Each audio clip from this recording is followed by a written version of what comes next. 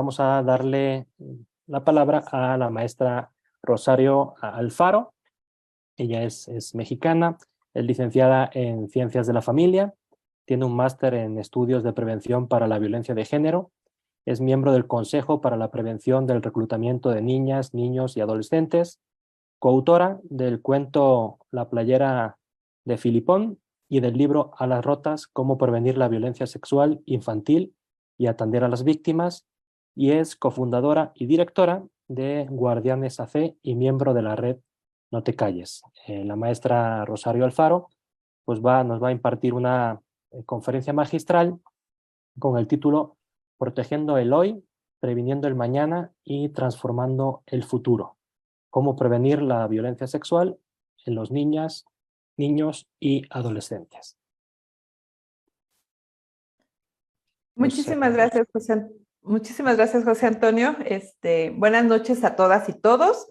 Me da mucho gusto poder estar en esta noche con ustedes. Espero que no estén todos y todas muy cansados y que quieran ya irse a dormir. Que hagamos un esfuercito para concentrarnos en esta noche para poder pensar juntos qué podemos hacer para tener y desarrollar niñas y niños más sanos, ¿no? Como hemos estado escuchando, pues realmente cuando escuchamos este tipo de situaciones o de cosas que podrían ocurrirle a niñas y niños, nos llenamos de mucho miedo, de mucho terror, de mucho pánico. Yo generalmente siempre empiezo las pláticas preguntándole a la gente qué siente cuando sabe que una niña o un niño sufrió violencia sexual. Y generalmente las respuestas, digo, si quieren puede hacerse cada uno esta pregunta y decir qué sentirían. Generalmente lo que sentimos es dolor, coraje, miedo, impotencia, ansiedad, rabia. Incluso, por ejemplo, hay personas que podrían decir que sienten pues muchísimo coraje de saber que estas cosas ocurran, ¿no? Y el problema que tenemos generalmente es que nos llenamos de mucho miedo, de mucho dolor, de mucho coraje, y generalmente desde este lugar queremos hacer la prevención de estas situaciones, ¿no? Y yo lo sé por experiencia propia, porque así trabajé muchos años de mi vida, muy enojada, pensando que era imposible terminar con esta situación, que además los esfuerzos que cualquier persona hiciera por prevenir el abuso sexual infantil era un tema, casi una batalla perdida, ¿no? Y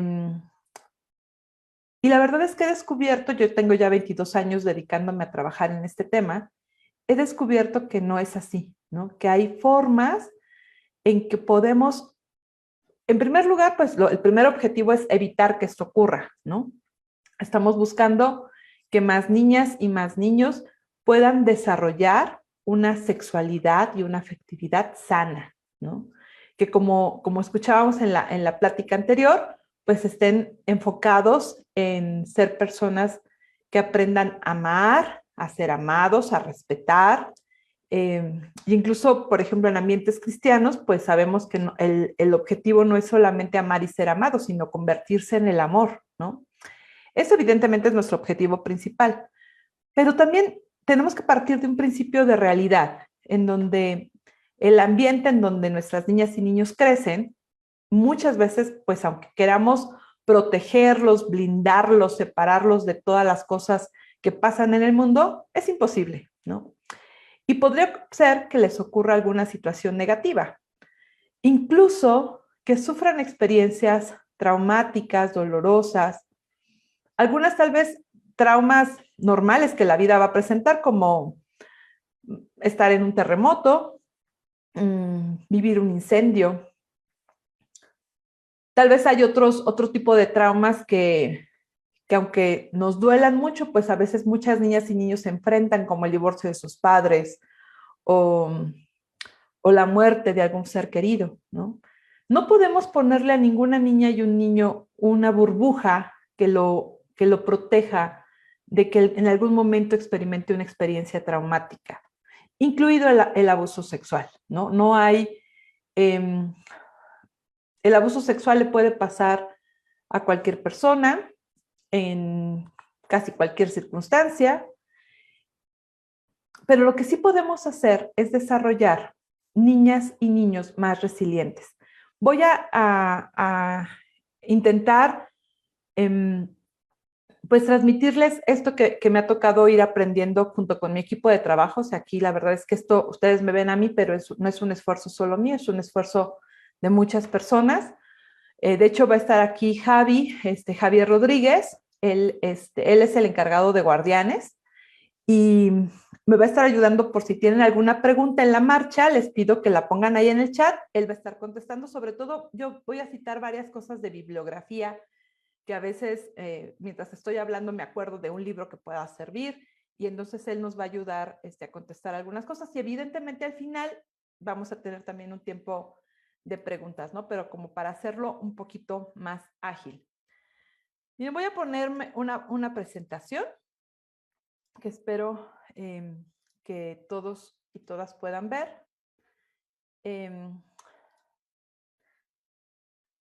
Denme un segundo antes de que todos la vean, porque si no, luego yo no veo. Espero que ahí todos estén viendo mi presentación. Como bien dijeron cuando me presentaron, yo soy la directora de Guardianes. Guardianes es un programa que busca prevenir el maltrato y la violencia sexual infantil.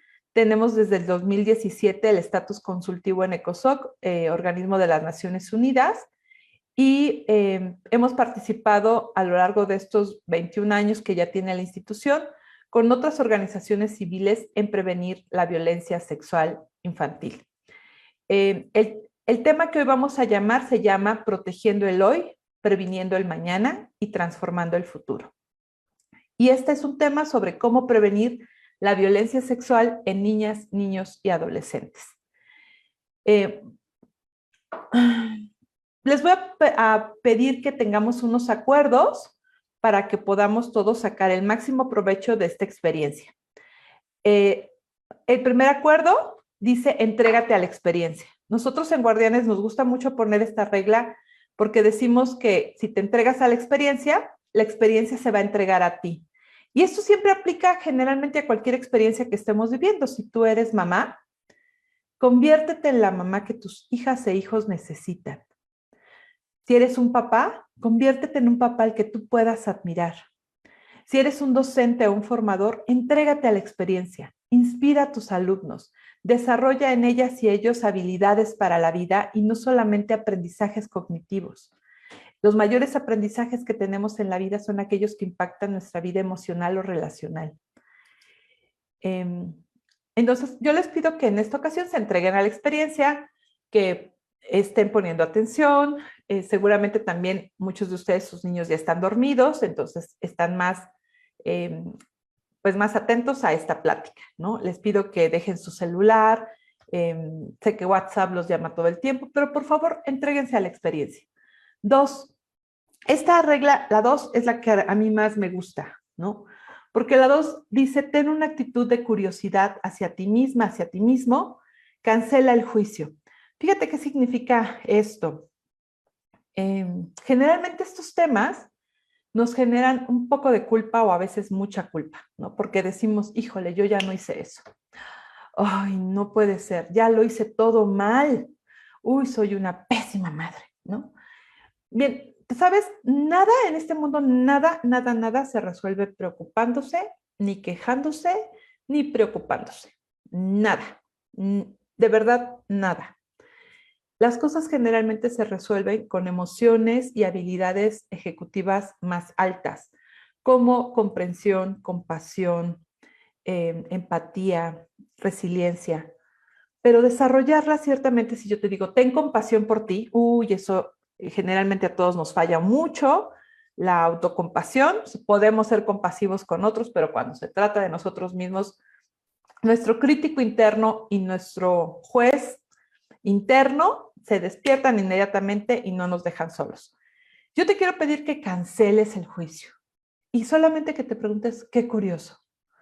La curiosidad es una de las primeras emociones que empiezan a estar como un poco más altas y que nos hacen empezar a buscar soluciones, no a entender solo el problema, sino a buscar cuál sería la solución. 3, te pido que mantengas la mente y el corazón abiertos. Tal vez vas a escuchar cosas que no sean, que sean nuevas para ti o que sean diferentes a lo que has hecho. Te pido que mantengas tu mente y tu corazón abiertos. Y también te pido que te mantengas en el aquí y ahora y que quites todos los distractores. Y por último, te invito a que tengamos al final 10 minutos para contestar preguntas que no sean estas preguntas que estoy diciendo de libros o de cosas que van en la marcha y que a veces alguien dice, ¿qué exactamente qué dijo? Esas, pues de una vez las vamos haciendo y las vamos sacando, pero si alguien tiene alguna pregunta al final, con mucho gusto estoy para responderlas. Bien, entonces fíjate, vamos a empezar por protegiendo el hoy. En realidad de lo que te voy a hablar es así, de protegiendo el hoy, previniendo el mañana y transformando el futuro. Si tú estás tomando apuntes, me parece increíble para que puedas enfocarte, pero si no, no te preocupes, te puedo dejar la presentación aquí con el equipo coordinador para que se las hagan llegar a todos y la puedan tener, ¿no? Vamos a empezar con protegiendo el hoy, con las cosas que tenemos que hacer hoy para prevenir la violencia sexual y que incluso son mejores si llegamos oportunamente antes de que eso ocurra. Fíjate, en lo que nos tenemos que volver expertos es en lo que sí se debe de hacer, no en lo que no se debe de hacer. Generalmente, estas emociones que yo les decía que sentimos cuando sabemos que una niña o un niño sufrió violencia sexual, nos acompañan también para la prevención. Y generalmente todas las personas lo que sentimos, así los que sentimos que somos muy buenos hablando con nuestras hijas e hijos de estos temas, es diciéndoles, bueno, ahora escúchame bien, nadie puede tocar tus partes privadas, porque si alguien te toca, eso es una cosa muy grave, tú tienes que venir y me lo cuentas y yo voy a poner a esa persona en su lugar, porque no está bien, o sea, eso es lo peor que podría ocurrir, de verdad es una cosa terrible. No podemos permitir que nadie toque tus partes privadas, ¿no? O les metemos demasiado miedo sobre la sexualidad. Lo peor que puede pasar es que a alguien le ocurra una situación de esta naturaleza. Y lo decimos evidentemente porque estamos asustados, porque no queremos que pase y porque no sabemos qué hacer con eso, ¿no?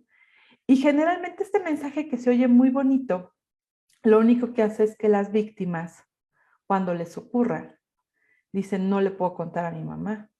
Y hay víctimas, yo he hablado con víctimas adultas, con personas que de niñas o de niños sufrieron violencia sexual y que ya pasaron 30, 40, 50 años y que dicen, es que no lo puedo decir.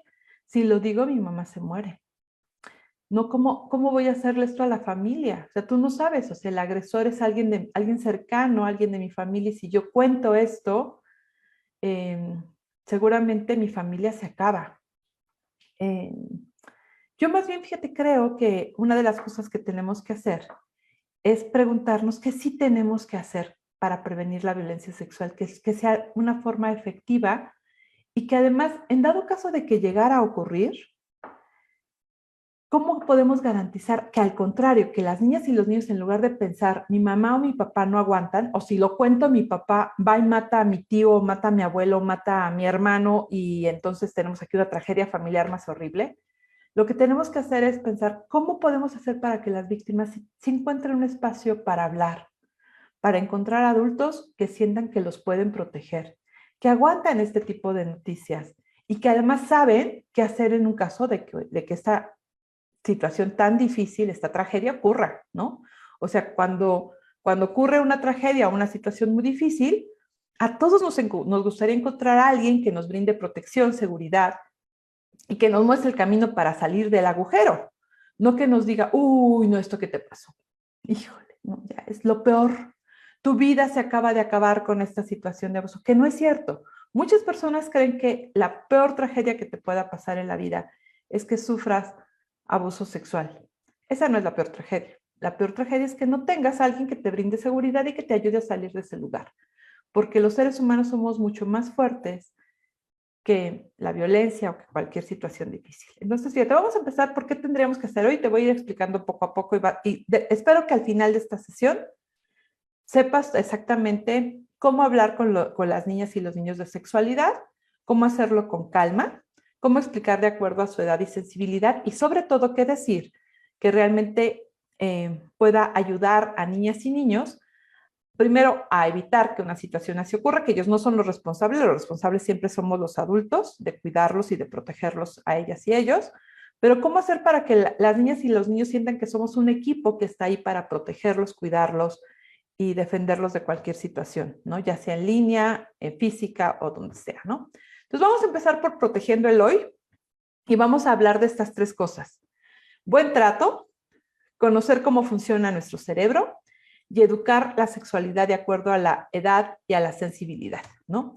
Vamos a empezar por buen trato, que no es una palabra que esté mal escrita. Yo sé que todos saben que buen trato se escribe separado, y nosotros en Guardianes lo escribimos todo junto. No fue una idea nuestra, fue una idea de una mujer que se llama Fina Sanz, que tiene un libro que se llama justamente Buen Trato, en donde ella propone que el buen trato sea, así como existe la palabra maltrato, queremos que el buen trato sea un concepto particular, ¿no? Esta definición ya es nuestra de Guardianes. Queremos que el buen trato escrito todo junto, al igual que maltrato tiene un significado y ya nadie está diciendo son tratos malos, sino que maltrato, todos sabemos que si alguien sufrió maltrato, pues significa que fue insultado, golpeado, agredido, tratado injustamente, que le pasó alguna situación fuerte, ¿no? Cuando hablamos también de buen trato, queremos que sea un concepto particular que no solamente signifique recibir tratos buenos, sino aquellos tratos que buscan desarrollar una arquitectura cerebral más sólida y que ayuden a brindar seguridad en niñas, y la seguridad que niñas y niños necesitan para desarrollar habilidades emocionales y sociales que les ayude a tener bienestar, ¿no? Los objetivos del buen trato son estos 4 que vemos aquí a la derecha, que es nutrir a los niños, que esto es brindar afecto. No nos estamos refiriendo solo a nutrir su cuerpo, digo, sí es importante que tengan una buena nutrición, una buena alimentación, pero aquí con la palabra nutrir queremos brindar afecto, ternura, cariño y sobre todo seguridad para que puedan desarrollar un autoconcepto y una autoestima adecuada a su edad. Buscamos también ayudar a socializar a niñas y niños, ayudarlos a desarrollar su ser relacional de tal manera que puedan respetar a otros y también poner límites adecuados, que sepan que cuando ellos dicen sí, importa, y que cuando ellos dicen no, también importa. Educar y desarrollar, esto es sacar lo mejor de cada persona para que logre su máximo potencial y pueda desarrollar habilidades para la vida, habilidades como empatía, resiliencia, autoestima, sentido de pertenencia, seguridad. Brindar factores protectores, ayudar a criar niñas y niños a prueba de traumas. Fíjate, no podemos hacer niñas y niños que no les pasen situaciones difíciles, pero sí podemos hacer que niñas y niños sean cada vez más resilientes, que tengan fortaleza interna para poder sobrellevar pues la vida, ¿no? El primer paso es dar buen trato y el segundo es ayudar a desarrollar un cerebro más sano. Quiero ponerte este video para que se entienda lo que necesitamos, porque el buen trato y desarrollar un cerebro sano van como de la mano. Denme un segundo, voy a dejar de compartirlo porque no le puse el botoncito del sonido y de la optimización del video. Entonces se lo voy a poner para que todos puedan escuchar y ver el video muy bien, ¿no? Entonces, vean este videíto que espero que nos dé una muestra de cuál es la relación entre el buen trato y el desarrollo de nuestro cerebro. El cerebro resiliente. El cerebro, como cada ser humano, comienza su historia aquí, en la unión de un óvulo y un espermatozoide, Que al unirse dan lugar a una célula que rápidamente se reproduce y se convierte en 2 células, 4, 8, 16, hasta que se implanta en el útero. Al hacerlo, la mórula se convierte en un embrión tridérmico. Se le llama embrión tridérmico porque tiene 3 partes. En el centro encontramos el endodermo, de donde se forman el sistema digestivo y respiratorio, el hígado y el páncreas. Después está el mesodermo, de donde se forman el tejido conjuntivo, el cartílago, los huesos, el corazón, la sangre, los músculos y los riñones. La última capa es muy importante y se llama ectodermo, y es el origen de la piel y del sistema nervioso, tanto del central como del periférico. La piel y el cerebro tienen el mismo origen embrionario, el ectodermo, y por lo tanto se parecen, tienen memoria, uno memoria táctil y memoria muscular, y el otro memoria cognitiva. Al nacer, el cerebro aún no está desarrollado. Los primeros 2 años de la vida son vitales para este desarrollo. Cuando en los primeros años se reciben caricias de ternura y miradas de aceptación, es decir, cuando recibimos buen trato, el cerebro se desarrolla en toda su plenitud. Sin embargo, cuando lo que se reciben son golpes, maltratos, miradas de amenaza o de juicio, el cerebro no se desarrolla adecuadamente. El doctor Daniel Siegel explica en su libro El cerebro del niño que el cerebro se parece al puño de una mano cerrada. Dice que el cerebro es como una casa de 2 pisos. En la planta baja se encuentra nuestra parte instintiva. Aquí está nuestro instinto de lucha, de huida y de paralizarnos. Y en el piso alto de la casa se encuentran nuestras habilidades de lenguaje y comunicación, la empatía, la resiliencia y sobre todo nuestras habilidades ejecutivas regulatorias. Necesitamos ambos pisos de nuestro cerebro para ser personas funcionales. Y la buena noticia es que tenemos el potencial de lograrlo. Lo único que no tenemos es la escalera que une el piso de abajo con el de arriba. La escalera es la mente y se forma por la manera en la que nos trataron. Cuando recibimos buen trato, tenemos una mente fuerte que conecta los 2 pisos y en momentos de angustia podemos utilizar ambos pisos. Cuando fueron negligentes en nuestra crianza, sufrimos abandonos, rechazos y nos faltó cariño, nuestra mente o nuestra escalera es débil y no podemos utilizar todo nuestro cerebro. Si recibimos malos tratos, golpes, violencia, abusos físicos, emocionales o sexuales, para sobrevivir al dolor, la mente desconecta la parte intelectual y lógica de nuestro cerebro de aquella sensitiva e instintiva. Los primeros años de la vida son muy importantes para la arquitectura cerebral. Si sufrimos maltrato, violencia y golpes, podemos refugiarnos en la parte baja del cerebro y entonces nuestra memoria se fragmenta como un rompecabezas para esconderse a sí misma, reprimiendo recuerdos y emociones de malestar y experimentamos amnesia y disociación. O también podemos refugiarnos en la parte alta del cerebro y entonces vamos a tener una personalidad rígida, fría y narcisista, sin desarrollar empatía ni relaciones afectuosas y sanas. En cambio, si recibimos buen trato, nuestro cerebro aprenderá a fluir y a ser más empático, afectuoso, amable, consciente, atento y podrá conectarse y ser sociable. Por favor recuerda que aunque tus experiencias de la infancia sean difíciles y aterradoras, el cerebro afortunadamente es muy plástico y flexible y puede desarrollar habilidades para la vida que te permitan tener más conciencia y más plenitud, aun si no tuviste un buen inicio. El cerebro es un cerebro resiliente, es decir, puede reponerse de la adversidad.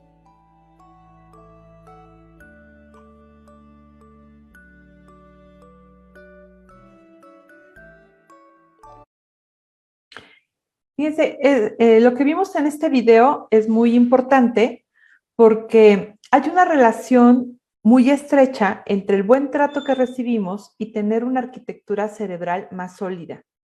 O recibir maltrato y tener en muchos momentos en donde justamente no sabemos exactamente cómo responder ante situaciones de peligro.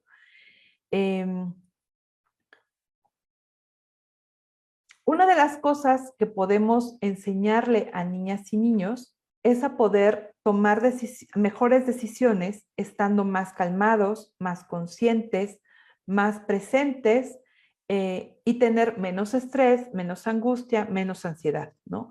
Hay 2 tipos de estrés. Hay un estrés que se conoce como un estrés positivo, por ejemplo, cuando hacemos que los niños conozcan personas nuevas o cuando los niños se enfrentan a un examen, aunque es o un desafío nuevo, una actividad nueva, aunque eso podría estresarlos un poco, este estrés también saca lo mejor de ellas y ellos para poder crecer y desarrollarse. Pero existe otro tipo de estrés que llamamos estrés tóxico, que es un estrés que generalmente ocurre porque los niños tienen amenazas, golpes, violencia, Muchas personas adultas a veces dicen en los cursos, ay, no, eso no es cierto, o sea, a mí me pegaron y estoy bien, ¿no? A mí mi mamá me veía con miradas amenazantes y gracias a eso ahora terminé la universidad. Miren, la verdad es que eso no es verdad, ¿no? Nadie funciona, funciona porque le pegan, lo maltratan o lo golpean. Eso no es cierto. Si eso fuera cierto, entonces los seres humanos podríamos en los trabajos pues tener un capataz que con un látigo cada vez que nos equivocamos nos golpee y podríamos estar mejor como personas. La verdad es que todos los que hemos sufrido alguna situación de violencia o amenaza, eso no nos hace bien, aunque sean nuestros papás que lo hacen, ¿no? Hay personas, digo, aquí sé que hay muchas personas que tienen pues una formación cristiana y que tal vez han leído alguna vez sus Biblias, ¿no? Y en la Biblia, en el libro de Proverbios, mucha gente luego me cita esto, en el capítulo 29, versículo 13, si es que no me falla la memoria, dice que educa a tu hijo con la vara porque la vara da corrección, ¿no? Incluso, por ejemplo, en algunas iglesias cristianas venden una varita que tiene esta cita bíblica para dar como un permiso a los papás de que golpeen a sus hijos, ¿no? Golpear a los niños no es una cosa que eduque ni que discipline. Por el contrario, es mandar el mensaje de que no son aceptados, valorados, cuidados, etcétera, ¿no? Yo sé que está en la Biblia, ¿no? Lo sé muy bien. Yo he leído la Biblia completa en muchas ocasiones a lo largo de mi vida. Y para entender las escrituras, no es necesario ir a Roma y ser exégeta, pero sí es necesario leer el libro completo, al menos el libro que estamos estudiando, por ejemplo, Proverbios, ¿no? Y ponerlo dentro de un contexto histórico, ¿no? Yo quiero decirte cuál era el contexto histórico cuando se escribió el libro de Proverbios. Cuando se escribió el libro de Proverbios, que es un libro que si ya lo has leído, sabes perfecto que empieza, los primeros 7 capítulos son los consejos de un padre a su hijo, después hay unos discursos muy bonitos sobre la sabiduría y hay un compendio de toda la sabiduría ancestral que está en medio. Y acabamos en el capítulo 31 con los consejos de una madre hacia su hijo sobre cómo encontrar una buena esposa, ¿no? Es un libro que recoge toda la sabiduría que había hasta ese momento en el mundo. Y es un libro increíble, ¿no? Si nunca lo has leído completo, yo te invito a que lo leas completo en un mes que tenga 31 días y vas a ver cómo, si empiezas el primero, vas a acabar el día 31 y es un libro increíble de leer. Pero fíjate, el contexto histórico de este libro, y por lo cual dice ahí que la vara da seguridad, es porque en esta época, tú recordarás que el rey Salomón, que es el que construye el templo, al principio vamos todos muy bien porque tenemos un templo, ya dejamos el tabernáculo y tenemos solo un templo de verdad. Vamos todos muy bien con el templo y el templo es fastuoso, majestuoso, hermoso, es el templo, uno de los templos más bonitos que se hayan construido, el templo de Salomón. Pero Salomón pues tenía un problema porque, vamos, era como muy, muy enamoradizo y nuestro Salomón pues tuvo muchas concubinas y muchas esposas que además no todas eran judías, no todas eran de su religión. Y empezó también Salomón a permitir que se adoraran en el templo otros dioses, ¿no? El tema es que no era solamente un tema, la idolatría, que es el pecado más grave que se condena en el Antiguo Testamento, tenía como 2 patitas de 2 pecados también muy graves. Uno era la prostitución sagrada y el otro era el ofrecer a niños, sobre todo en sacrificios al dios Baal, ¿no? Era muy común esta práctica de que las familias sacrificaran a sus hijos. Cuando en el libro de Proverbios está escrito la vara da seguridad o la vara da salvación, literal es porque es mejor darle un golpe a un niño que sacrificarlo, ¿no? En una época en donde se sacrificaban niños, darle un golpe al niño que está dando lata y que tal vez muchos papás podrían pensar, pues mira, es prueba de que hay que sacrificarlo a tal Dios para que a la familia le vaya mejor, pues evidentemente se entiende que tratar a un niño con un golpe, pues es formativo, ¿no? O sea, es formativo y no lo tienes que sacrificar. O sea, no lo mates, edúcalo. La palabra educación significa sacar lo mejor de las personas. Y en el caso de la disciplina, significa ser discípulos.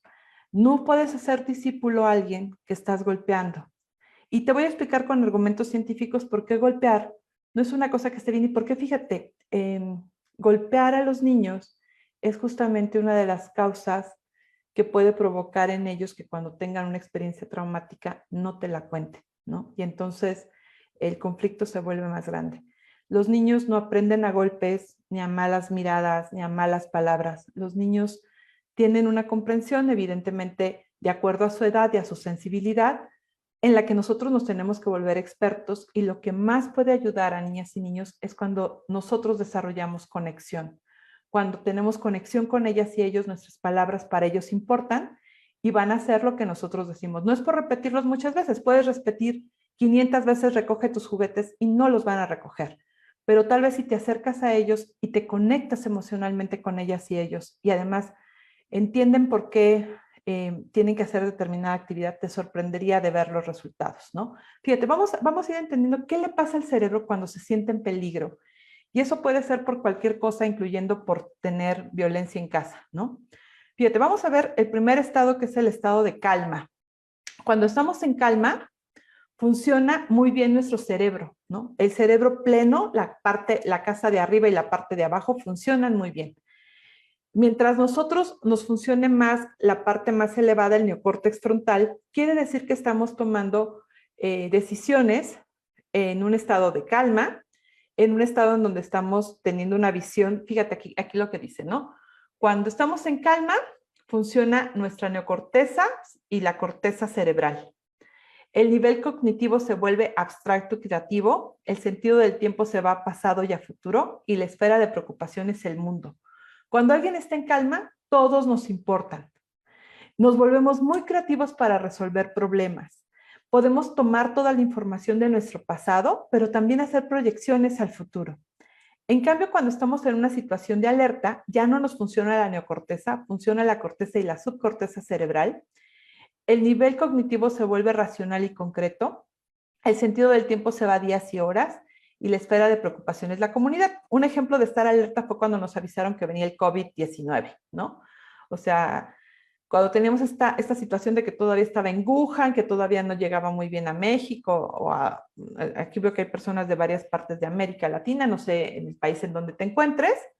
Si te fijas, cuando tenemos una situación de alerta, hacemos compras de pánico, porque eso es que está funcionando nuestro nivel cognitivo racional y concreto. Tal vez el COVID no tiene nada que ver con acumular papel de baño, pero nos hace sentir seguros y es algo concreto que podemos hacer. El sentido del tiempo se va a días y horas, y la esfera de preocupación es la comunidad, lo que está pasando en tu comunidad. Cuando estamos en una situación de alarma, como cuando suena aquí en la Ciudad de México la alerta sísmica, o en los estados que están alrededor que empieza a sonar la alerta sísmica, Guerrero, Oaxaca, etcétera, todos sabemos que cuando suena esa alerta nos volvemos inmediatamente, fíjate, ya no funciona la corteza, sino la subcorteza y el sistema límbico, una parte más dentro del cerebro. El nivel cognitivo se vuelve emocional e irracional. El sentido del tiempo se va a horas y minutos, y la esfera de preocupación es la familia. Por eso saturamos nuestras líneas telefónicas.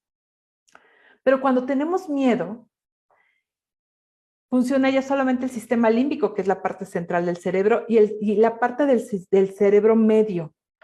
El nivel cognitivo se vuelve reactivo, el sentido del tiempo se va a minutos y segundos, y la esfera de preocupación es solo uno mismo. Cuando alguien tiene miedo, puede ser que incluso se te olviden personas que son importantes y que salgas de un incendio corriendo y digas, ¿dónde está mi esposo? ¿Dónde está mi mamá? Venía conmigo en las escaleras y de repente ya no la veo. Porque el miedo es una emoción que nos hace buscar solamente nuestra sobrevivencia. Pero cuando tenemos terror, solamente funciona ahí el cerebro medio y el tallo cerebral. El nivel cognitivo se vuelve reflejo, se pierde la noción del tiempo, y lo único que se espera, o sea, la única esfera de preocupación es la integridad del cuerpo. Hay personas que pueden salir incluso sin ropa de una situación en donde piensan que su vida está realmente corriendo peligro y no les importa la vergüenza, no les importa que alguien los vea mal. hacen esto, ¿no?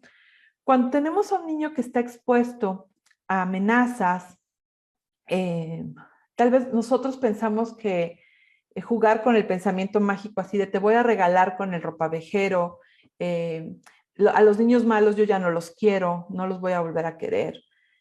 Pensamos que ellos están entendiendo el sentido de analogía que nosotros como adultos le estamos dando. Pero ellos no piensan de esa manera, su pensamiento es concreto y si mamá dice que ya no te va a querer, es real que te va a dejar de querer. Y con este mensaje que mandamos, es más, el doctor Jorge Barudi le llama a este tipo de acciones, situaciones, son problemas, son malas relaciones parentales, o sea, es como si no pudieras ejercer bien un papel de paternidad, ¿no? Incompetencias parentales le llama, ¿no? Incompetencias parentales. Estas que no nos permiten hacer un buen papel de papá y mamá porque estamos amenazando, metiendo miedo a niñas y niños, ¿no? Entonces, lo que se necesita es dar buen trato, desarrollar una buena arquitectura cerebral, hablar de sexualidad con niñas y niños de acuerdo a su edad y sensibilidad. Una de las cosas que sabemos es que la sexualidad no es que surge espontáneamente en la adolescencia, nacemos con ella. Todas nuestras células desde que estamos en el vientre de nuestra mamá son células sexuadas y nacemos con ella, ¿no?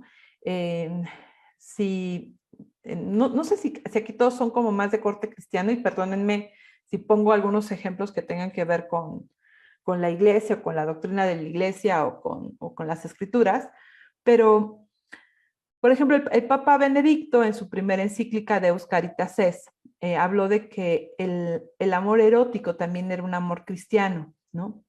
Y en la teología del cuerpo del Papa Juan Pablo II, pues habla de que todas las personas tienen de alguna manera una vivencia esponsal, es decir, la sexualidad nos hace siempre estar buscando esta entrega y donación a otra persona o incluso a otras personas, ¿no? No me refiero a la promiscuidad o a muchos matrimonios, me refiero a que los seres humanos estamos hechos para relacionarnos entre todos y que todos somos parte de un mismo cuerpo, de un mismo sentir, ¿no? Pero ¿qué les tenemos que decir a las niñas y a los niños que sea real, científico y objetivo sobre la sexualidad? Porque evidentemente, como veíamos en la conferencia anterior, pues no queremos reprimir la sexualidad. La sexualidad está hecha para generar gozo, placer, conexión emocional, intimidad, para dar vida. Educar la sexualidad es educar el amor, es como vamos a hacer que niñas y niños amen, se dejen amar, se conviertan en el amor. Educar la sexualidad es educar cómo va a ser la vida, cómo son nuestras relaciones, cómo podemos volvernos personas más íntimas. Eso es educar la sexualidad. Sí, tenemos la genitalidad y la genitalidad es muy importante y también necesitamos siempre hablar las partes del cuerpo por el nombre que tienen. Miren, cuando son niños pequeños, entre 3 y 6 años de edad, y tal vez, digo aquí, como era una presentación más rápida, no puse bebés y estas cosas más pequeños, pero la primera lección de sexualidad y de afectividad que reciben los niños es cuando los abrazamos y los besamos. Desde que son bebés, el cómo los tratamos, el cómo nos acercamos a ellos, el cómo favorecemos la lactancia materna, eso tiene un impacto muy fuerte en ellos, ¿no? ¿Qué es lo que necesitamos enseñar en niñas y niños de 3 a 6 años? Pues ellos van a tener curiosidad por la reproducción, generalmente hacen preguntas acerca de cómo nacen los bebés, y en esta edad aún no comprenden que la reproducción humana implica una relación sexual entre un hombre y una mujer, y no tenemos por qué contarles la historia completa, ¿no? Niñas y niños se conforman con respuestas como muy claras, y como decir, mira, es que el bebé está aquí en la panza de mamá, ¿no? El bebé es de mamá y de papá, pero está aquí en la pancita de mamá creciendo. Con esas cosas, los niños entre 3 y 6 años de edad generalmente quedan muy tranquilos sin una explicación más detallada, ¿no? Tienen a veces exploración de sus genitales, o sea, Muchas personas confunden esto con masturbación. En la mayoría de los casos, el que los niños pequeños entre 13 y 6 años toquen sus genitales solamente significa que están creciendo y que son un descubrimiento novedoso, porque así como hoy se pueden hacer cosquillitas aquí o cosquillitas aquí, sienten rico, pues también cuando se tocan sus genitales dicen, ay, aquí también se siente más rico, ¿no? Porque hay muchas situaciones nerviosas. No es que estén teniendo un pensamiento erótico o que se estén masturbando con la idea que tenemos los adultos, simplemente si están sintiendo placer porque ahí hay más terminales nerviosas. Esto generalmente lo hacen a través de tocarse o observarse y tienen mayor facilidad de construir una imagen real y saludable y completa de su cuerpo. O sea, cuando pasa en esta edad y no es una cosa obsesiva, compulsiva, sino que de repente podemos encontrar que niñas y niños exploran, no debemos de alarmarnos en un primer momento. Es parte de descubrir su cuerpo y en muchas niñas y niños es una situación totalmente que es parte de su desarrollo.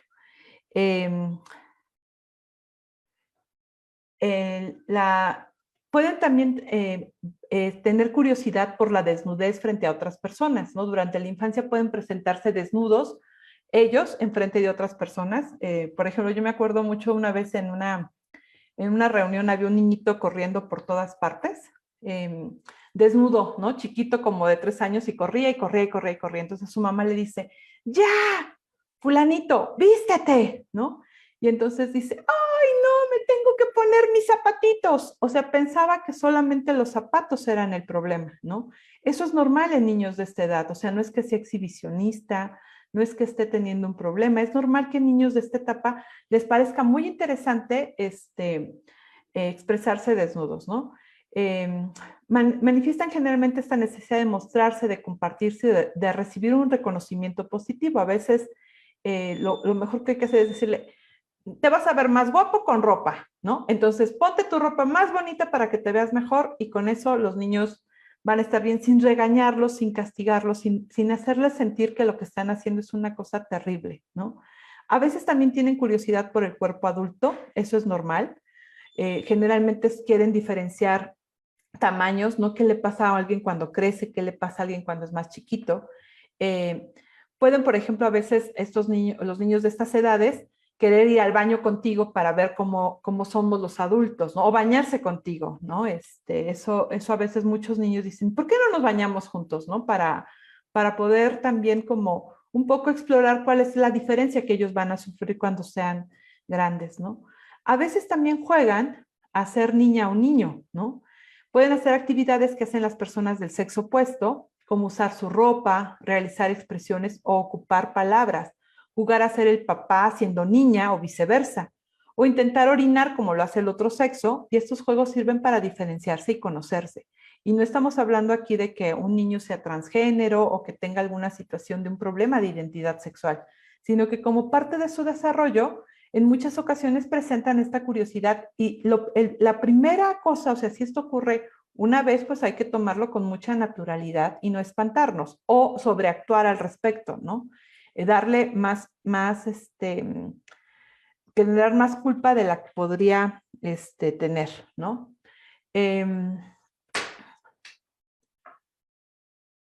Otra cosa, con los niños de 7 a 11 años, ellos tienen otras situaciones que son muy distintas a las que tienen estos niños más pequeños. Tienen una necesidad de privacidad. Aquí justamente empieza a desarrollarse el pudor y entonces generalmente empiezan a decir, quiero más privacidad, ya no me puedo cambiar si hay más gente, quiero cambiarme a solas, quiero bañarme yo solo, quiero dormir en una sola cama, ya no quiero dormir con alguien ni compartir mi cama con los demás. Y es importante que cuando las niñas y los niños muestran estas cosas, se les vaya dando esta privacidad que están pidiendo, ¿no? También tienen nuevas sensaciones. Niñas y niños son más conscientes de lo que su cuerpo siente y reaccionan con mensajes que denotan excitación, emoción o interés. Pueden identificar nuevas sensaciones en diferentes partes de su cuerpo. También van a tener en muchas ocasiones sentimientos amorosos o de noviazgo, como decir, quiero enamorarme de alguien, quiero sentir alegría por ello y también también sufren desamor, no me hace caso, ¿no? Estas cosas son como muy normales del desarrollo porque están buscando ver cómo son las relaciones de los adultos, ¿no?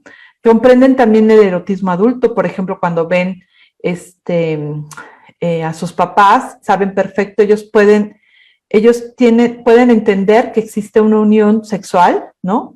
De dos personas adultas, pueden entender que tal vez algo está pasando. Y es importante transmitir que la unión sexual se vive de manera agradable en el cuerpo y provoca sensaciones y emociones de bienestar, porque en muchas ocasiones los niños en esta etapa presentan así como, ¡qué asco, qué horror!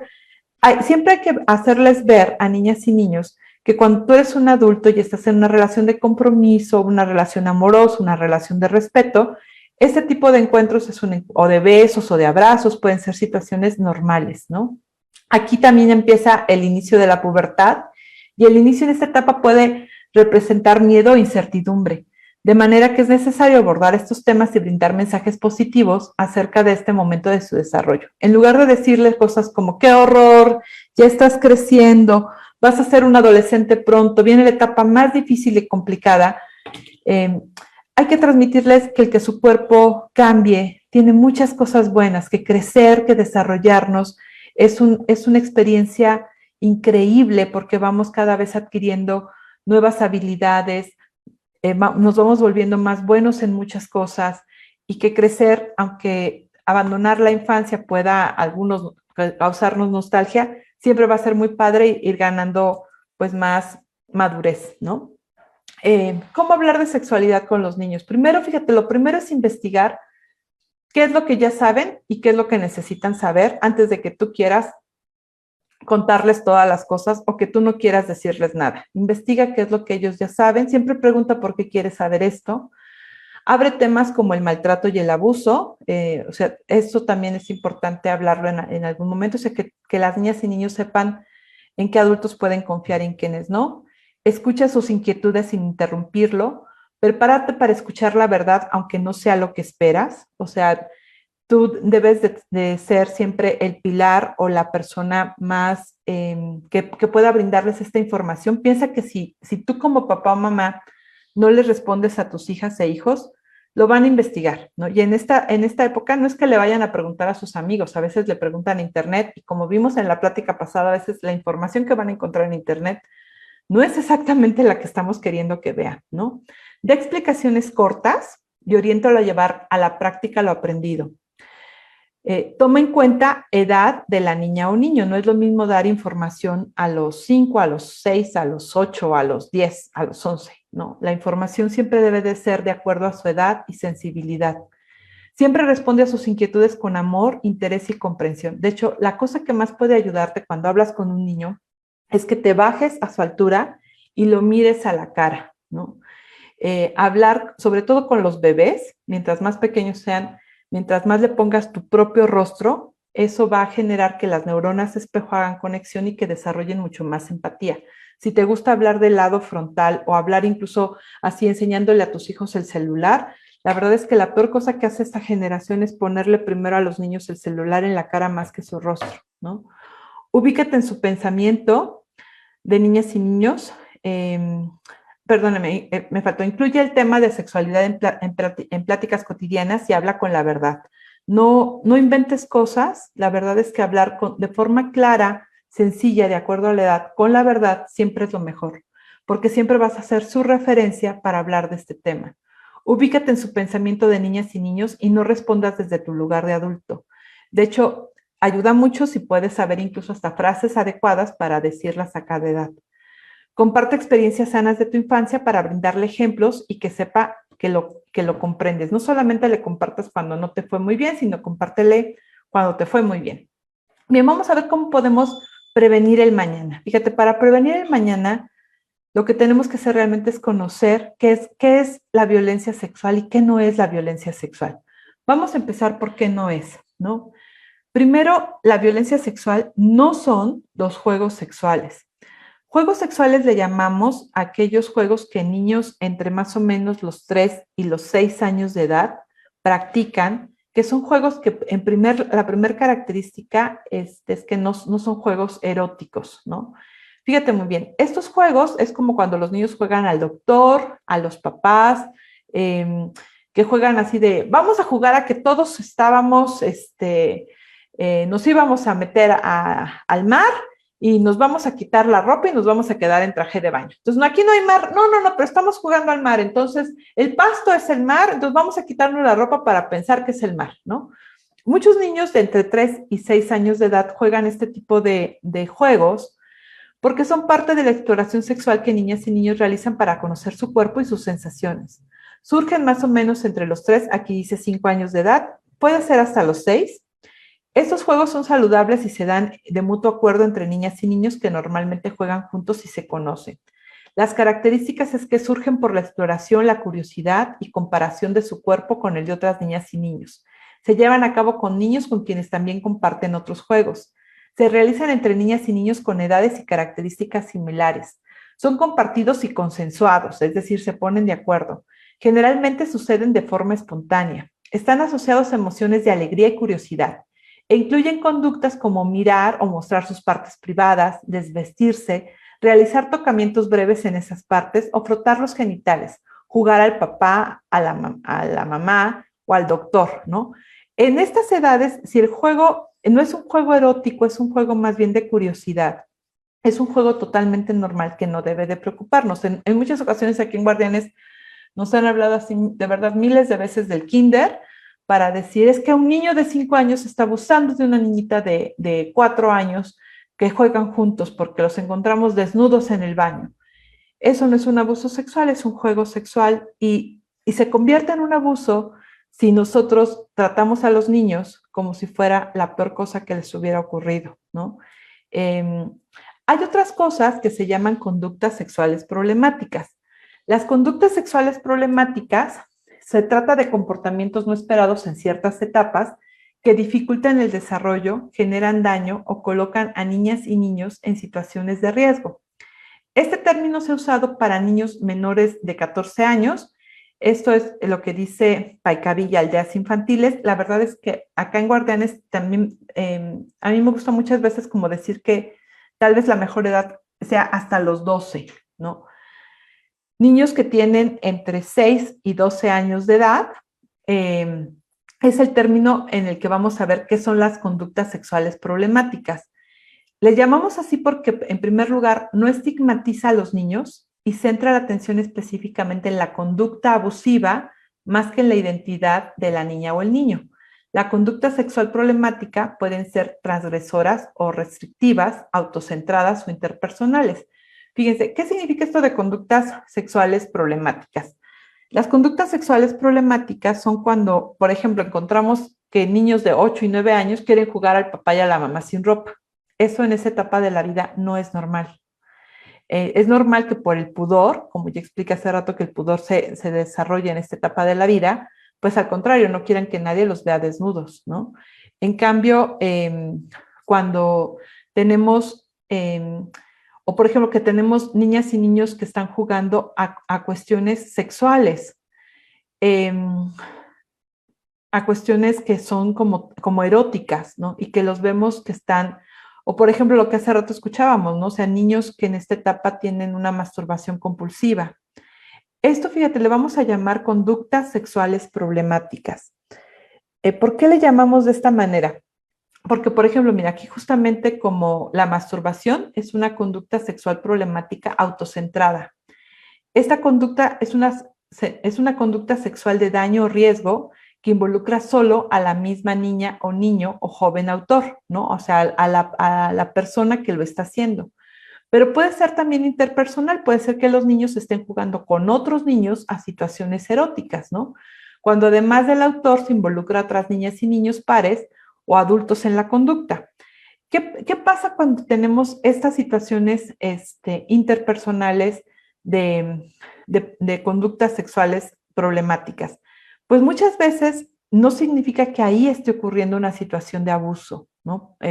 Vuelvo a poner un ejemplo, ¿no? Por ejemplo, tenemos a un niño de 9 que está jugando al papá y a la mamá con otra niña o con un niño, porque ahí puede ser indistinto, o sea, si solamente juegan puras niñas o si solamente juegan niños, en muchas ocasiones cambian los roles así de, pues no tenemos niños, solo somos niñas. Bueno, entonces tú, aunque seas niña, tú vas a ser el papá, ¿no? Y puede ser que los estemos viendo que juegan al papá y a la mamá y están haciendo un juego que a nosotros los adultos nos suena que es un juego erótico.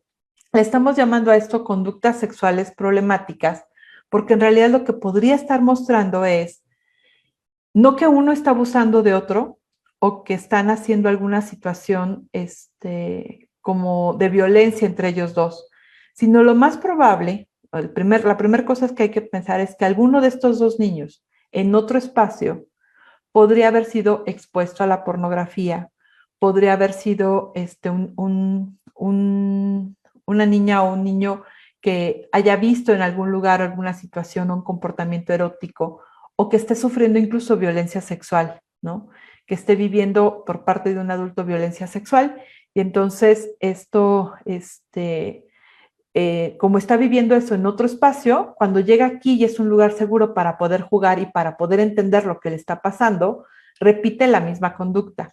Hay que pensarle primero si es una conducta sexual problemática antes de estigmatizar a los niños y diciéndoles, este es un agresor, este niño de 8 años es un violador, ya lo traen los genes, los niños de ahora son muy revolucionados. No, generalmente en algún lugar lo aprendieron. Hay que recordar que niñas y niños aprenden por aprendizaje vicario, es decir, aprenden lo que ven, ¿no? No les surge de forma espontánea.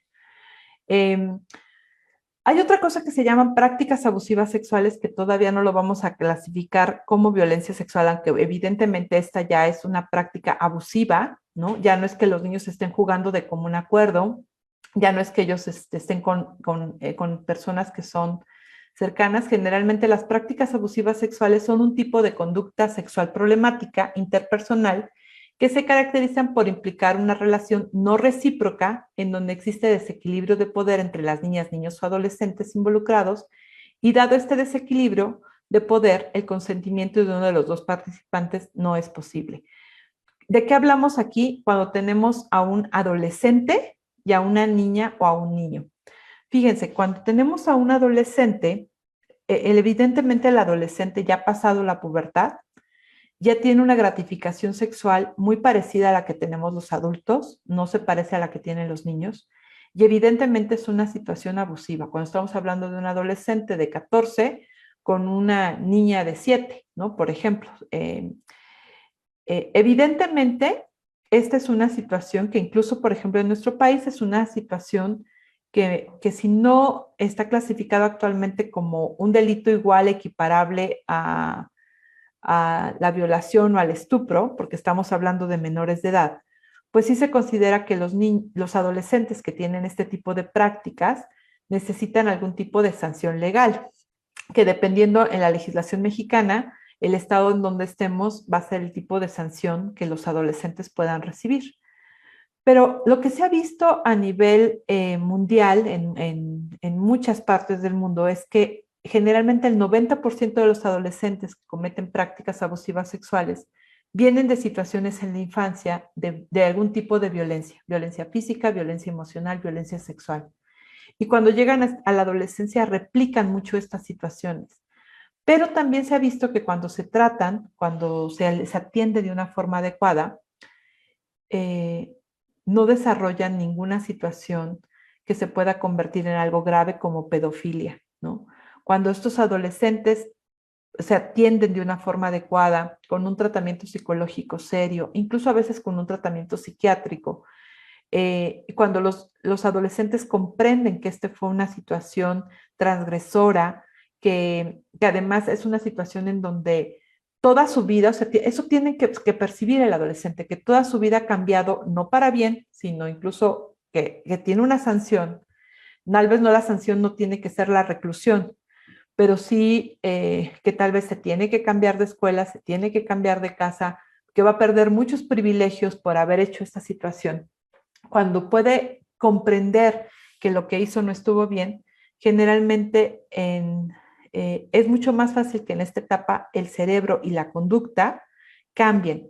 En cambio, si de esto no se habla, ¿no? Si, por ejemplo, aquí en México a mí me pasa muchísimo que esos son los casos que más escuchamos del hermano mayor del hermano mayor que transgrede a un hermano más pequeño, hermano o hermanita.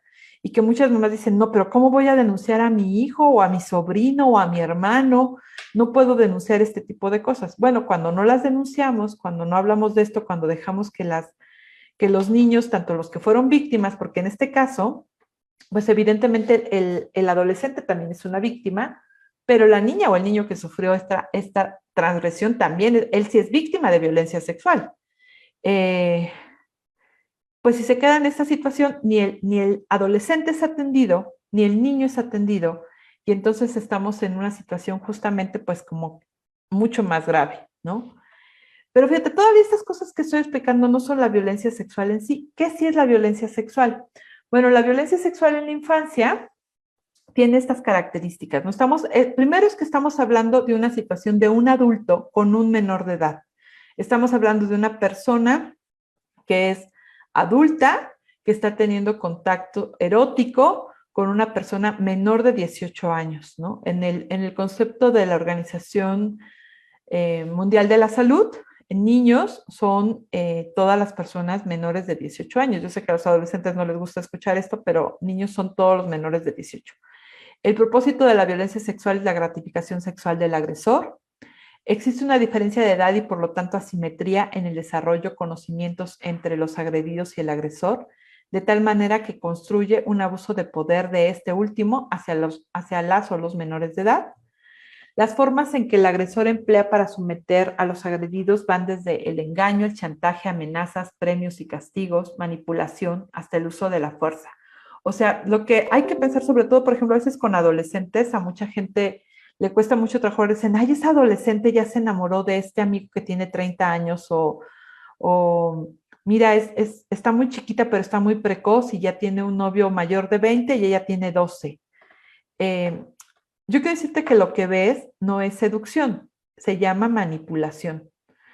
Los adolescentes pueden ser, en muchas ocasiones, si no han recibido un buen trato, fácilmente manipulados por una persona adulta para poder tener y recibir de ellos una gratificación sexual, ¿no? Y es un abuso. O sea, estamos hablando de que no es abuso cuando ya estamos hablando de dos personas adultas. Si alguien tiene 20 y quiere andar con alguien de 50, está muy bien, los dos son adultos. O sea, ahí la diferencia de edad no importa. Pero cuando son adolescentes sí, porque la forma en la que vemos la sexualidad no es la misma. Y sé que nuestras abuelas y abuelos tal vez se casaban así, pero era una época muy distinta, ¿no? Una época muy distinta. Actualmente además tenemos leyes que prohíben que adultos tengan una interacción afectiva con niñas y niños, ¿no? Las formas en que el agresor emplea para someter a las víctimas, ya dijimos la víctima no alcanza a comprender la violencia sexual que está viviendo. Esto es muy importante, fíjate, no significa que todo niño o niña se dé cuenta inmediatamente que lo que está sufriendo es violencia sexual. Muchas veces las víctimas tardan mucho tiempo en darse cuenta porque hay mucha manipulación de por medio. Los niños y las niñas están siendo manipulados y además generalmente el abuso ocurre en una situación de cercanía, ¿no? Es toda manipulación, o sea, la violencia es toda manipulación que una persona adulta ejerce sobre una niña o niño o adolescente utilizando poder o control para gratificar su deseo sexual, pudiendo o no existir contacto físico. Existen 4 formas de abuso sexual, 4 tipos de violencia sexual. Con contacto físico, que eso es sostener cualquier tipo de contacto, puede ser, por ejemplo, llegar incluso a la penetración oral, genital o anal, o no necesariamente llegando a ellas. O sea, si alguien acaricia de forma erótica a una niña o a un niño, también es abuso sexual con contacto físico. Acariciar los genitales de niñas, niños y adolescentes o pedir que acaricien los de otra persona. Masturbar a niñas, niños o pedir que masturben a adultos. Eyacular sobre el cuerpo de niñas y niños. Realizar penetración oral, anal o vaginal. Existe también el abuso sexual sin contacto físico, que es, por ejemplo, exponer los genitales o pedir que los exponga el niño, usar material pornográfico frente a niñas y niños, hacer que los niños presencien actos sexuales o la masturbación de una persona adulta, usar lenguaje obsceno con doble sentido, también dar información no adecuada a su edad, brindar información en temas sexuales no acordes a su edad, es un abuso sexual sin contacto físico. Tenemos que decirles cosas de acuerdo a su edad. La violencia sexual digital también es un tipo de violencia como el stalker. Stalker es estar intentando seguir a una persona, se convierte en violencia sexual cuando le estamos siguiendo porque de alguna manera eso gratifica al agresor. El shaming, que es hacer comparaciones sobre el cuerpo de personas. Por ejemplo, hay muchas personas que les gusta estar viendo cuerpos, sobre todo de niñas o niños. A veces las mamás suben las fotos de sus hijos que van de vacaciones a la playa y suben sus fotos a internet, y entonces hay gente que hace esto de estar observando el cuerpo de los niños y haciendo comentarios sobre ellos. El sexting, que es cuando los mismos adolescentes sobre todo se toman fotos, y a veces se toman fotos en espacios que sienten que son muy seguros, y de repente esas fotos salen de ese espacio, y entonces el sexting es que empiezan a clasificarse como con desprecio moral por haber compartido una foto con poca ropa o una foto que de alguna manera devela la intimidad. O el grooming, que es la forma más evidente de violencia sexual digital, que es cuando un adulto, haciéndose pasar por un menor, logra ganarse la confianza de niñas y niños hasta que consigue fotos de ellos con poca ropa, que les permite incluso chantajearlos para que les den más fotografías, incluyendo fotografías en posiciones eróticas o literalmente pornográficas, y que incluso algunos agresores sexuales han conseguido citas presenciales con niñas y niños para tener relaciones sexuales. La explotación sexual es otra forma de abuso sexual, que es pues el material, ya no le queremos llamar pornografía infantil, ¿no? Estamos haciendo todo lo posible por llamarle el nombre real que tiene, que es material de abuso sexual infantil. Todo niño que participa en que le tomen fotos de manera pornográfica es la prueba de que han sido víctimas de violencia sexual. Utilizar a niños para tomar esas fotos es hacerlos víctimas de violencia sexual. E incluso en México acabamos de hacer una alianza con nuestros pares que se llaman Paz, que están en Guadalajara, para sacar una página que se llama Te Protejo México, en donde es una página en donde se puede denunciar cuando encontramos en línea material de abuso sexual infantil. Hay una relación con la Guardia Nacional, con la Interpol y con la CIA para que ellos ayuden a bajar este material de la red y ya más personas no lo puedan ver. La página se llama teprotejomexico.org. La pueden ustedes consultar si tienen alguna denuncia de este tipo, ¿no? Y evidentemente la explotación sexual comercial, como en los viajes y turismo, nuestro país tiene desafortunadamente uno de los primeros lugares en América Latina en explotación sexual comercial, ¿no? ¿Qué es lo que podemos enseñarles a niñas y niños sobre la sexualidad? Fíjate, nosotros proponemos este decálogo, ¿no? Proponemos que primero eduquemos dos cosas sobre el cuerpo. Uno, siempre nombrar las partes del cuerpo de manera correcta, sobre todo los genitales. O sea, llamarles por su nombre: pene, testículos, nalga, vulva, vagina. Te voy a explicar por qué. Los agresores sexuales generalmente lo que hacen es ponerle otros nombres a los genitales de los niños. Y entonces eso se vuelve muy engañoso, ¿no? Por ejemplo, a nosotros nos pasaba hace muchos años que en unos cursos que dábamos en Torreón con niños, había un niño que siempre decía que a él no le gustaba ir a jugar con el pajarito de un señor. A su mamá también se lo había dicho muchas veces. El señor casualmente tenía una tienda y tenía muchas aves en su casa, ¿no? Muchos pajaritos. Y entonces le decía: es que mamá, es que siempre quiere que yo toque su pajarito. Y entonces la mamá incluso le decía: ay, pues tócalo, hijo, no hace nada, ¿no? Tú sé valiente y tócalo. O sea, la mamá incluso hasta sentía que empoderaba al niño, ¿no? Y en realidad el señor, cuando hablaba del pajarito, era su pene. Si los niños tienen un lenguaje más adecuado, pueden decir exactamente lo que les está pasando. Tienen muy poco lenguaje los niños para poder transmitir que están viviendo agresión sexual. Entonces, una de las primeras cosas que tenemos que hacer es llamarle por su nombre, así como esto se llama nariz, y ojos, y estos cachetes, y esta boca. Y no son malos nombres, no suenan horribles. Pene es su nombre, testículos es su nombre, nalgas es su nombre, no pompis. Pompis no es palabra adecuada, nalgas. Vulva se llama la parte que vemos de los genitales femeninos. Hay muchas personas que dicen: ya estamos diciéndole por su nombre. La vagina. No, la vagina es lo de adentro. Vulva se llama lo que nosotros vemos, es el pene y la vulva.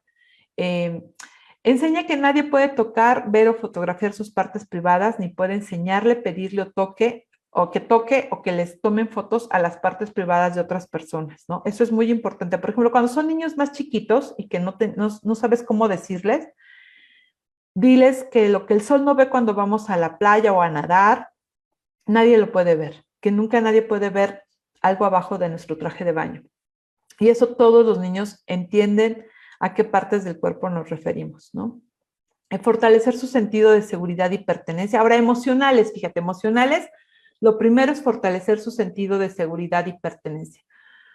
Generalmente los seres humanos permitimos que pasen muchas cosas o que se traspasen límites porque nos gusta sentir que pertenecemos. Cuando niñas y niños tienen un sentido muy fuerte de pertenencia en su familia, eso puede ayudarles de verdad mucho a poder diferenciar que tíos, abuelos, papás incluso no podrían no estar haciendo exactamente lo que en la familia hacemos. Para ello, recuérdales siempre que son amados y que por ninguna razón nuestro amor y cariño está condicionado. Fíjate, estoy diciendo una cosa y estoy pensando en que tal vez en algún punto también yo debería explicar eso. Es que generalmente cuando damos pláticas de cuidados para que los niños y las niñas no caigan en abuso sexual, pensamos que los agresores son desconocidos, ¿no? Pero los agresores no son desconocidos. Los agresores, entre el 60 y el 80% de los casos, ocurre al interior de la familia. Los agresores generalmente son, el 30% de los casos es el papá o el padrastro, el abuelo, el tío, un primo, un vecino, un hermano mayor. Siempre, no, o sea, enseñarle a los niños que se cuiden de extraños no es realmente efectivo. Más bien hay que decirles cómo nos debemos de tratar en la familia, ¿no? Entonces, por eso es el punto 4, enséñales alfabetización emocional y aprende a escuchar cuando expresa sus emociones. Aprovecha cualquier oportunidad para explicar la emoción que está experimentando y para validarla.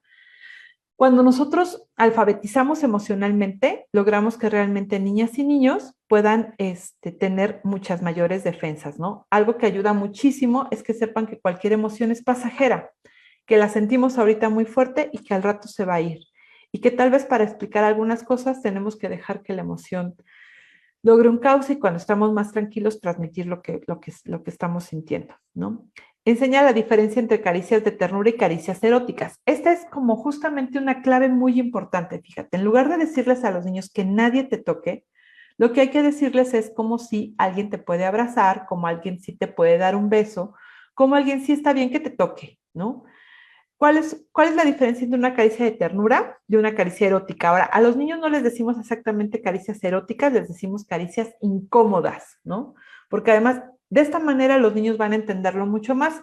La palabra erótica muchas veces los niños no la entienden, pero como esta es una plática para adultos, pusimos aquí la palabra erótica para que los adultos podamos entender a qué nos estamos refiriendo. Mira, las caricias de ternura tienen estas características. Uno, se dan en público. Fíjate, esto es sumamente importante. Si tú no sabes qué decirle a tu niña o a tu niño, dile que la persona que lo quiera abrazar, si alguien te quiere dar un beso o un abrazo, que sea frente a otras personas y sobre todo, principalmente frente a mí que soy tu mamá, ¿no? O sea, a mí me encanta ver cuando la gente te quiere y me encanta ver que la gente te abrace y me encanta ver que la gente te bese. Si alguien te quiere dar un beso o un abrazo apretado, que te lo dé aquí enfrente de mí, ¿no? Y además, pues si tú quieres, ¿no? O sea, si tú no quieres que te abracen o te besen, también está bien. Cada vez que el niño diga, ay no, a mí la tía Chuchi me hace así en mi cachete y no me gusta, está muy bien. No tienes que saludar de beso ni abrazo a nadie si no quieres. Tienes que, o sea, sí, enseñamos a los niños que sean educados, pero ser educado es decir, hola, buenas noches, buenas tardes, buenos días, soy fulanito de tal, mucho gusto, y seguir conservando tu espacio vital y está bien. Pero fíjate, la primera característica es son en público. 2, se multiplican, no son exclusivas. Como un niño besa a su mamá, puede besar a su maestra, a su tía, a su tío, a todas las personas. 3, la sensación que dejan en el cuerpo, todas las caricias de ternura, la sensación que dejan en el cuerpo es de bienestar. Nos sentimos muy bien con nuestro cuerpo. En cambio, las caricias incómodas, como le vamos a decir a los niños que se llaman estas caricias, que ya sabemos que son las eróticas, tienen justamente las 3 características contrarias. En primer lugar, se dan escondidas, ¿no?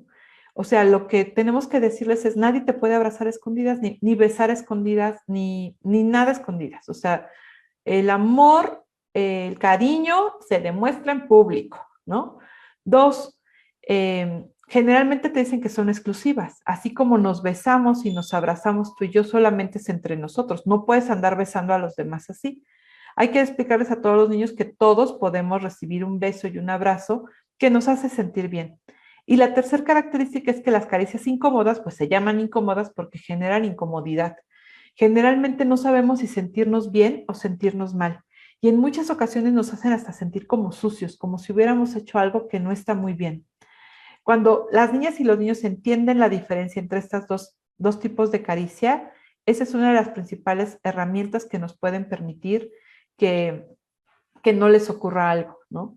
Ahora, es muy importante que ellos sepan que si te cuentan, no te vas a enojar, no te vas a morir y no la vas a pasar horrible, ¿no? O sea, si alguien te quiere dar un beso a escondidas, por favor, cuéntame. Yo le voy a explicar porque tal vez no sabe, tal vez su mamá no lo ha educado bien y no sabe que no se pueden dar besos a escondidas, ¿no? ¿Que por qué papá y mamá se dan besos a escondidas? Ah, papá y mamá se dan besos a escondidas porque tienen un compromiso y son adultos.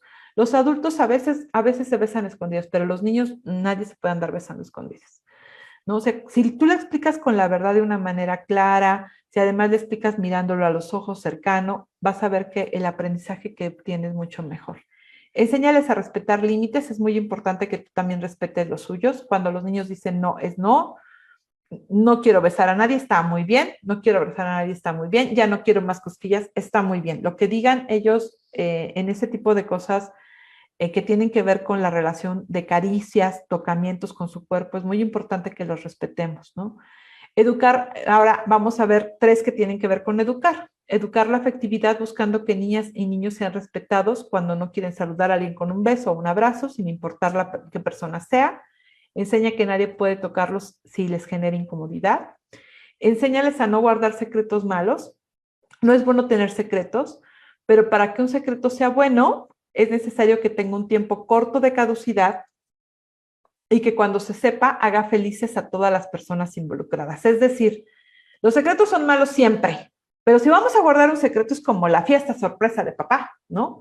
Ahí sí no vamos a decirlo, pero cuando se entere, todo el mundo se va a poner feliz. Pero si alguien te dice que no cuentes esto porque todo el mundo se va a poner triste, necesitas contarlo. Has de saber que siempre estarás de su lado y le creerás cualquier cosa que te cuente. Y lo más importante, ayúdale a encontrar a su guardián o guardianes protectores. Ayúdale a poder saber de qué adultos sí puede confiar.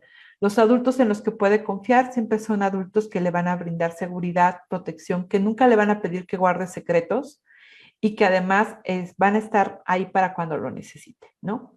Y fíjate, ahora vamos a ver cómo podemos transformar el futuro. Pues como ya vimos, el buen trato y la prevención son clave para la transformación, o sea, ambas cosas, ¿no? ¿Qué necesitamos madres, padres y cuidadores primarios? Pues dar buenos tratos y desarrollar cerebros sanos. Instaura un apego seguro, desarrollando empatía y amor en sí mismos. Hazles saber que son personas importantes por las palabras y gestos que les das, resaltando sus capacidades. Desarrolla curiosidad y conocimiento y también reconocimiento debido a las experiencias y aprendizajes que les acompañas. Generalmente, los papás y mamás que dan buen trato están más conectados con su sexualidad, pues recibieron información apropiada en la etapa de su desarrollo. ¿Qué efectos positivos da el buen trato en niñas y niños? Pues genera una mejor autoestima, aprenden a regular sus emociones, son capaces de crear relaciones profundas, tienen mayor confianza en sí mismos y en los demás, tienden a resolver de mejor manera sus frustraciones y obstáculos, desarrollan una mayor capacidad de análisis, se relacionan de manera más equitativa, tienden a ser personas con un mayor índice de felicidad. Ahora, no se trata de que retires del camino a tu hija o hijo de muchas dificultades a las que puede enfrentarse, pero con buenos tratos y amor puedes facilitarle el camino para que supere los obstáculos que se le presentan. O sea, la idea es que podamos hacer cada vez niñas y niños más empáticos, más resilientes, más afectuosos, más cercanos, más curiosos de muchas cosas y que puedan sobre todo sentirse siempre conectados con su cuerpo. Sabes que la violencia sexual, los efectos más graves que causa la violencia sexual son dos, amnesia y disociación traumática. Y lo que necesitamos justamente para eso, pues, es tener cada vez niñas y niños más fuertes. Veo que algunas personas ya levantaron sus manitas porque me imagino que me quieren preguntar algo. Y pues bueno, yo espero que verlo con un enfoque más positivo les ayude a encontrar mejores recursos emocionales para educar a niñas y niños en una sexualidad más sana, más integrada, en donde podamos evitar sobre todo situaciones de violencia y donde si en algún momento ocurre alguna situación, podamos también desarrollar resiliencia para afrontar esa situación difícil. Les dejo aquí la página web de la Asociación de Guardianes.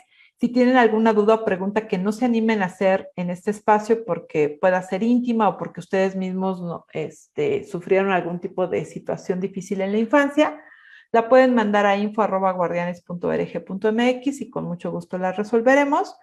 Y también pueden seguirnos en nuestras redes sociales si desean más información. Pues muchas gracias a todas y todos por estar hasta esta hora. Tenemos unos minutitos para contestar preguntas. Gracias. Muchísimas gracias, Rosario, por tu exposición. Creo que pues, nos has mostrado puntos muy interesantes para poder dialogar, platicar con nuestros hijos sobre sexualidad y sobre todo para prevenir, ¿no? Esos abusos sexuales que por desgracia todavía se dan. Te leo las preguntas que nos han ido llegando. Sí. A ver, ¿cómo podemos apoyar a un niño que recibió maltrato y si puede proporcionar algo de bibliografía en este sentido? Sí, claro. Mira, creo que los mejores libros para hablar sobre lo que es el buen trato son los libros del doctor Daniel Siegel.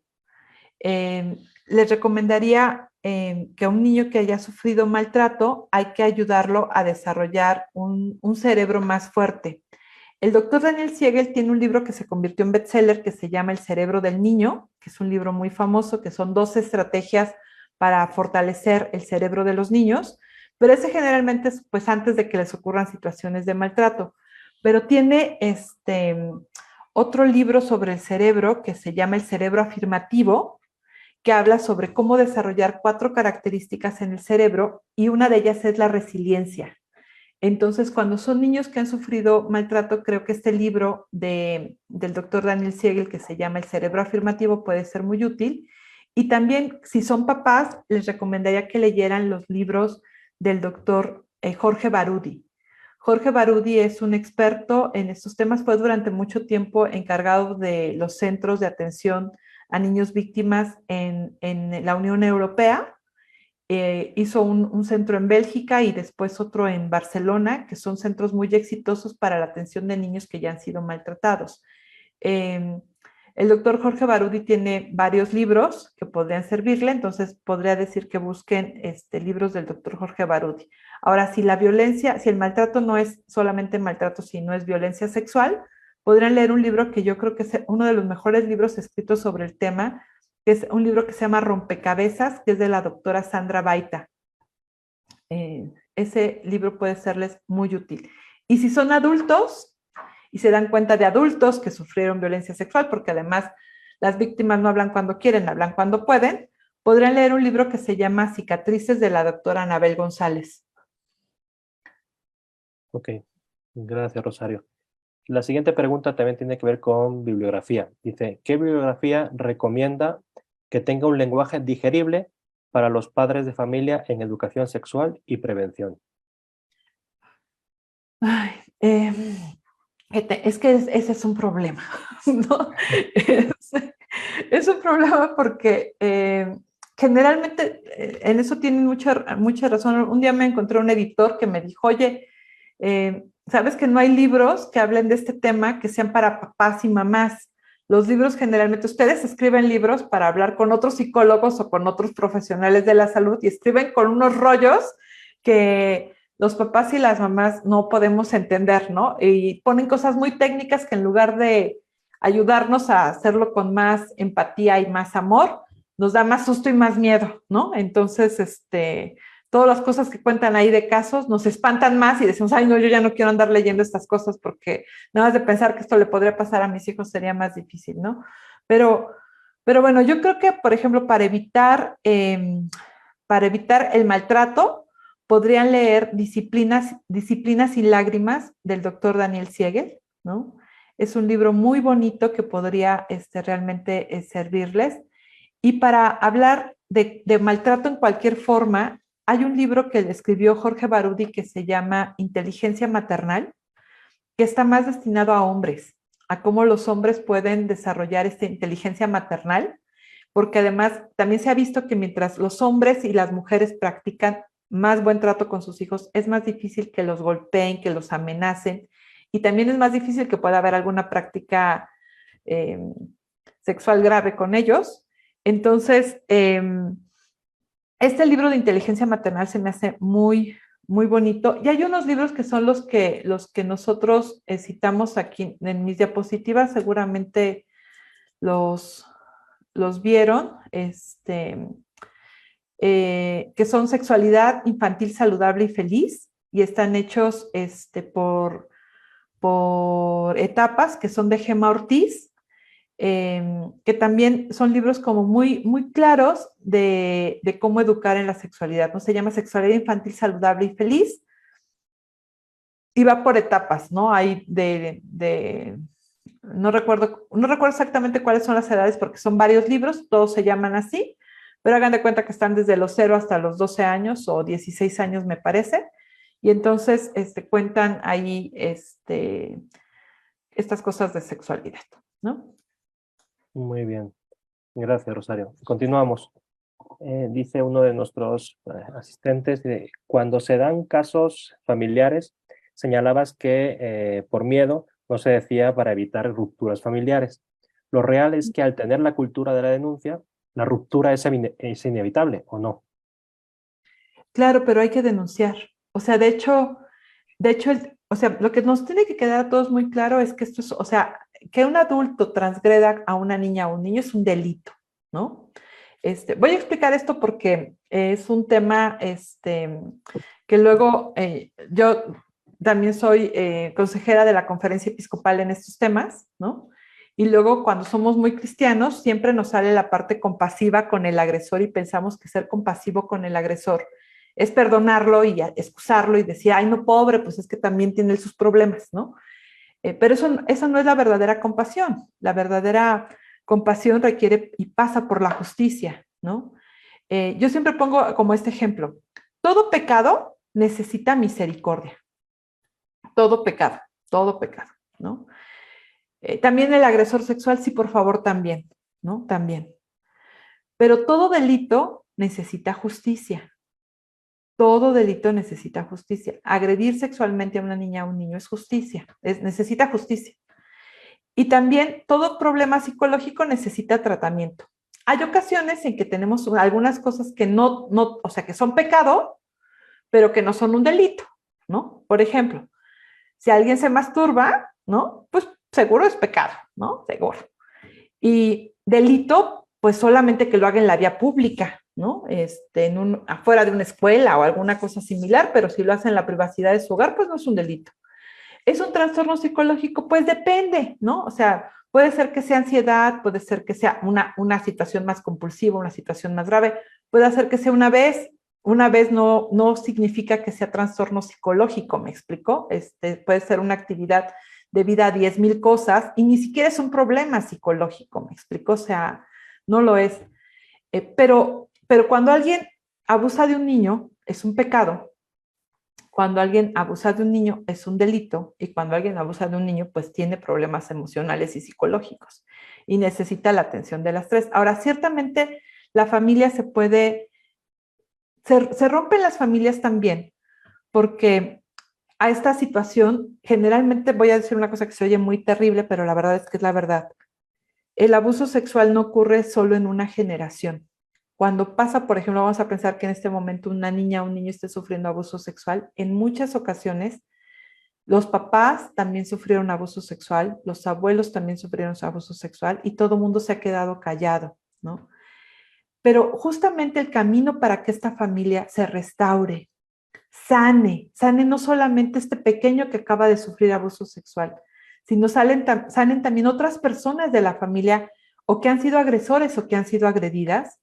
La única manera es hablando.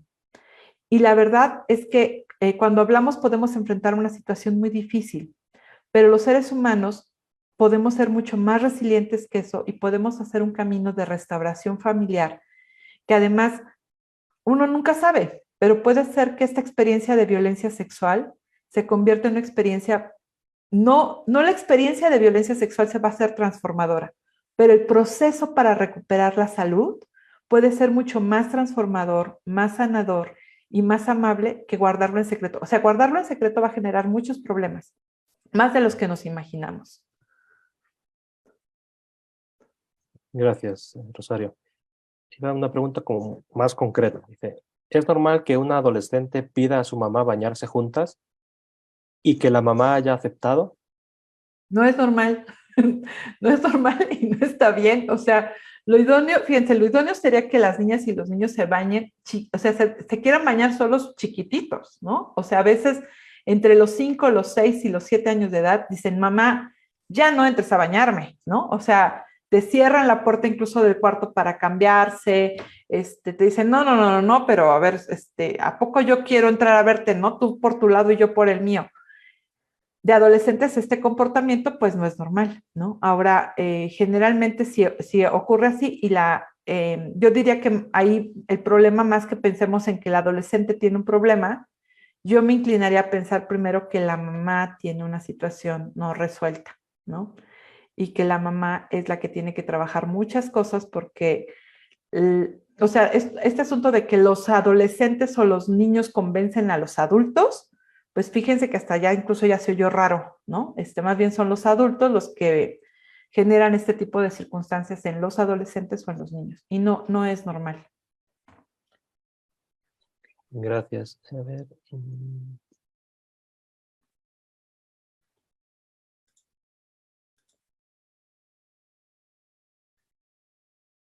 Creo que ya no hay más Perfecto. preguntas y aparte digo, llegamos a nuestra hora tope, que ya son las 10. Pues de nuevo, muchísimas gracias, Rosario, por compartir todo tu conocimiento y pues felicidades por la labor que hace Guardianes.